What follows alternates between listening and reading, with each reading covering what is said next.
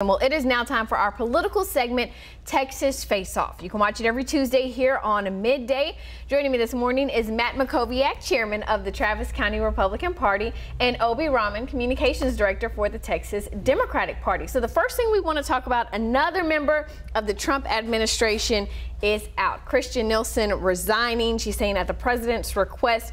You know, sometimes I feel like the Trump administration, every time someone resigns, it seems like there's more turnover. That's not necessarily the case, though, right, Matt, compared to other presidents? Well, I don't know. I mean, his turnover rate's been high. He always says, really, he's very demanding. He knows what he wants to do, and he wants, the folks that are on the team to respond. Look, he's deeply frustrated with the situation down the border. He sees, the Congress as being totally unwilling to come together to try to deal with this legislatively. We had over 100,000 apprehensions of illegal immigrants last month alone. The situation is simply not sustainable.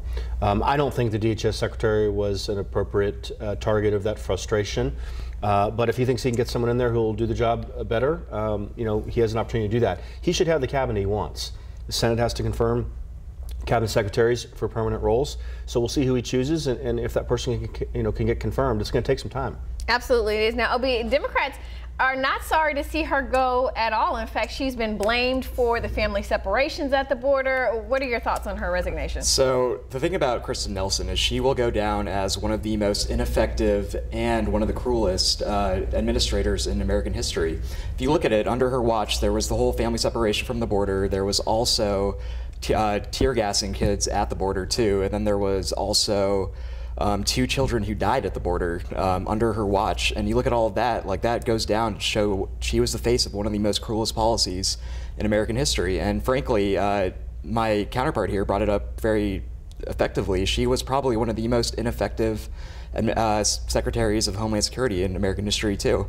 Illegal immigration is up, border apprehensions are down.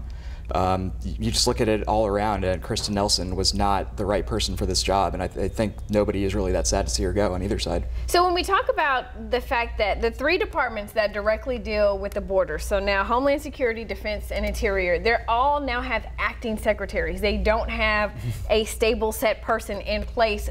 As a Democrat, what does this say to you about the administration? It shows the instability of the Trump administration. I think that's the first thing. Right now, we have never had this type of turnover, and Trump's only been there for 3 years too. So the amount of turnover that we've had is absolutely ridiculous, and it just it goes to show, just with an unstable president, just what kind of his administration looks like. The administration should be a reflection of the president. Right now, because the president is so unstable, because he's so trigger happy on so many different things, there's a reason why there's so much instability with the people who are working for him. Matt, is the Trump administration unstable?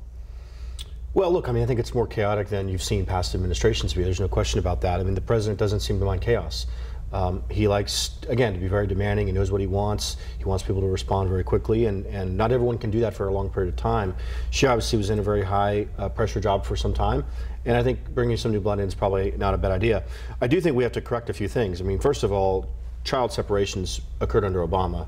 That's when it started, and it started not because Obama didn't like children or because Trump didn't like children. It started because of a judicial ruling called the Flores Settlement that required this when families or unaccompanied minor children come to the country. So that's number one. Look, I think we focus on some of these aspects without focusing on what are we doing to actually secure the border. Democrats don't want to do that. They want to remove current border barrier. They don't want to do anything related to the border wall in the urban areas. So, Democrats, I think, are focused on the people, which I understand why. We're all compassionate towards these people that are trying to claim asylum. But 100,000 apprehensions last month is not sustainable. I mean, that is an absolute crisis. And I think even Democrats now are beginning to admit that it is a crisis. Well, but I don't think Democrats, and I know you're jumping, I don't think Democrats say, okay, we just want open borders, we don't want to do anything, or that it's not a problem, right? Yeah, so I would say the big thing with that is if you look at the stats, like border apprehensions were up under the Obama years, and it wasn't because we built a barrier, it was because we had smart, sophisticated technology to actually secure our borders. And I think that's what we need right now, and I think there's no Democrat out there who is saying that we don't. Like there's a difference between having a physical barrier that somebody could get a ladder and just climb over, or having smart technology that actually meets the 21st century needs to secure our borders and to also create a comprehensive immigration plan that allows us to get people who are in this country to pay taxes, to be working members of our society, and I think that's what we should be focusing on. Well, obviously, Congress hasn't been able to figure this out, and we certainly aren't going to be able to figure it out in 3 minutes left either. So I want to jump, before we end, on to Senator John Cornyn and the race for his seat that's coming up. A lot of people starting to look at this race, questioning who could run against him. Is it going to be former candidate MJ Hagar, who ran for the House? Is it going to be one of the Castro brothers, Joaquin Castro? What are your thoughts on this race, and is he vulnerable to a Democrat? So, no, I believe Senator Cornyn will be reelected. Obviously, he is preparing very seriously for a reelection race, recognizing that Ted Cruz was only successful by 2.6%. I don't believe these Democrats begin where Beto ended. I believe they begin where they begin. And MJ Hagar is not a statewide figure. Joaquin Castro is known only in San Antonio. So we'll see who they end up putting forward. But the Cornyn team is taking it very seriously, and the Republican Party of Texas is taking it very seriously.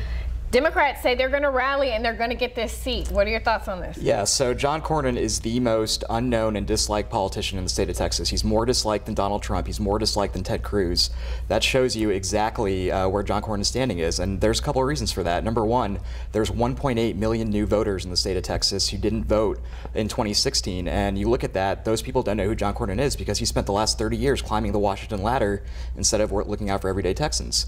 All right, so that's number one. Number two, John Cornyn, he's somebody who literally was the whip of the Republican Party. You don't get that points by doing Texas-centric issues. Like, he got there by focusing on Washington, by being who he really wanted to be, which was a Washington insider. But to say he's the most unliked, that's a very harsh statement. Yeah, that's what polling shows. He is the most unliked and unknown politician in the state of Texas. You look at polling. That's definitely have to take a look back at those polls. All right, well, we thank you both for joining us here this morning. We unfortunately are out of time. For our viewers, you can rewatch this on our website, KVUE.com, right after midday. We'll be right back.